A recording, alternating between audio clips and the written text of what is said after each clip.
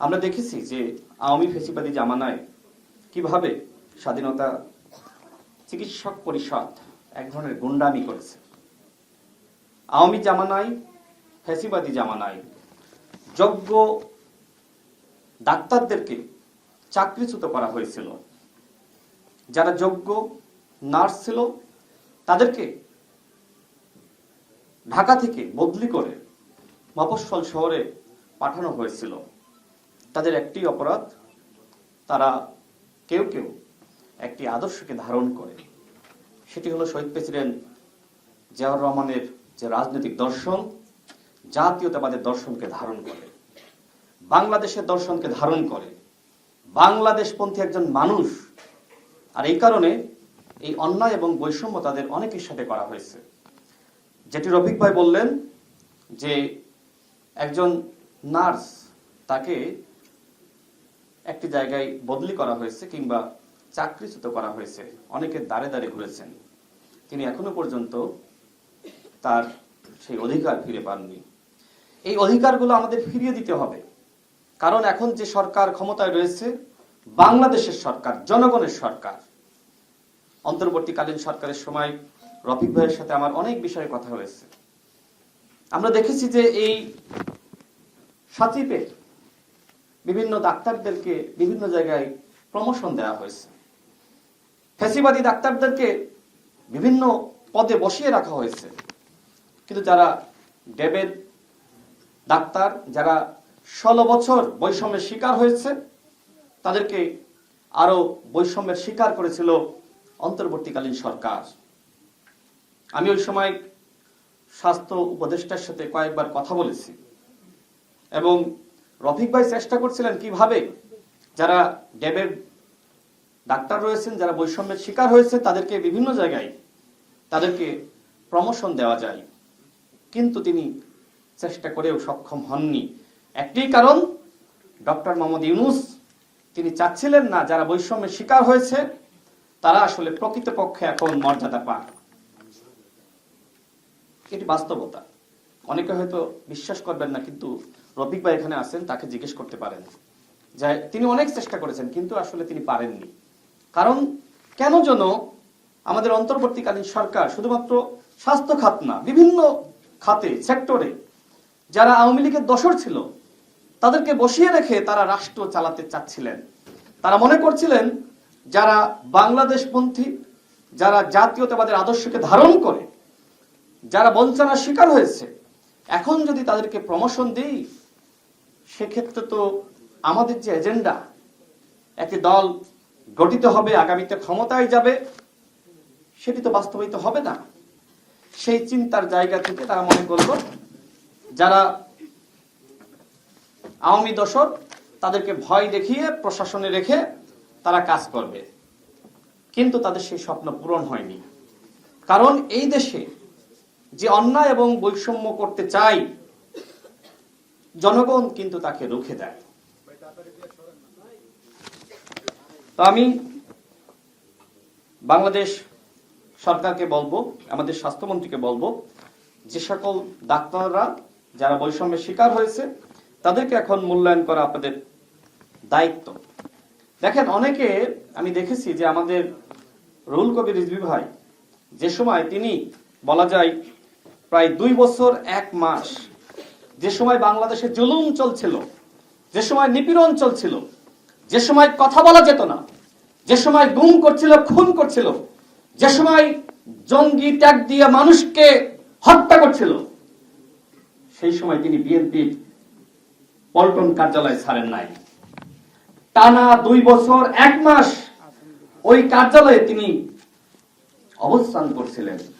এখন অনেকে সেটি নিয়ে কটাক্ষ করে যে রিজভী সাহেব মাত্র কয়েকজন মানুষ নিয়ে বসে আছে। দেখেন, এই যে বসে থাকা একটি কেন্দ্রীয় কার্যালয়ে, তার সেই একটি ছবি, একটি ভিডিও, একটি বাক্য সারা দেশের মানুষের লজ্জা দিয়েছে যে রুহুল কবির রিজভী সাহেব বসে আছে, আমরা কেন বসে নাই, আমরা কেন রাজপথে নাই। এটা আমাদের সাহসের প্রতিমূর্তি ছিল। এই বিষয়টাকে আপনারা এইভাবে দেখেন না যে কোথাও কেউ নাই, অ্যাডভোকেট রুহুল কবির রিজভী সাহেব তিনি পল্টন বিএনপির কার্যালয়ের সামনে তিনি বসে আছেন। এটি মানুষকে সাহস জুগিয়েছে, ধারাবাহিক আন্দোলনে নামতে মানুষকে জাগ্রত করেছে। অন্যদিকে আরেকটি দল আছে জামাত ইসলাম, তারা নিজেদেরকে এখন জুলাইয়ের মাস্টার মাইন্ড হিসেবে দাবি করে। তাদের একজন এমপি শফিকুল ইসলাম মাসুদ কয়েকদিন আগে একটি বক্তব্যে বলেছেন যে জুলাইয়ের মাস্টার মাইন্ড জামাত শিবির। বলেন এই কথা তারা এখন দাবি করছে, অথচ বছরের পর বছর ধরে ছোট্ট মাত্র একটি তালা তাদের ওই মগবাজার কার্যালয়ে ঝুলেছিল, একজন মাস্টার মাইন্ডও যায় নাই ওটি খোলার জন্য। গিয়েছে তো জুলাইয়ের মাস্টার মাইন্ড মূলত শহীদেরা। এখন এই ভুয়া জামাত শিবির তারা এখন নিজেদেরকে জুলাইয়ের মাস্টার মাইন্ড হিসেবে দাবি করে প্রকৃতপক্ষে শহীদদের সাথে এক ধরনের প্রহসন করছে, শহীদদের মর্যাদাকে হানি করছে।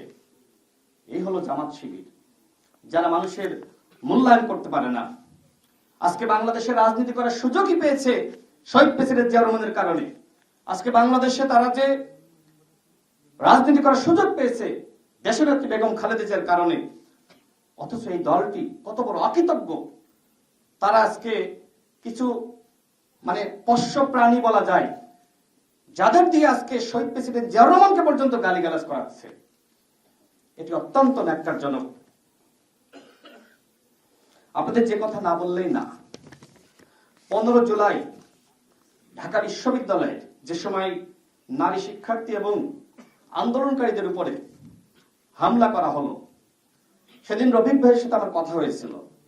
মূলত রফিক ভাইয়ের সাথে আমার পরিচয় কিভাবে, যে সময় বিএনপির সাথে, আমি সেই সময় গণ অধিকার পরিষদের সাধারণ সম্পাদক ছিলাম, বিএনপির সাথে যুগপৎ আন্দোলন চলছিল এবং এর সূত্র ধরে বাংলাদেশের বর্তমান মাননীয় প্রধানমন্ত্রী তার সাথে আমার ব্যক্তিগত এবং রাজনৈতিক বা দলীয় সম্পর্ক তৈরি হয়।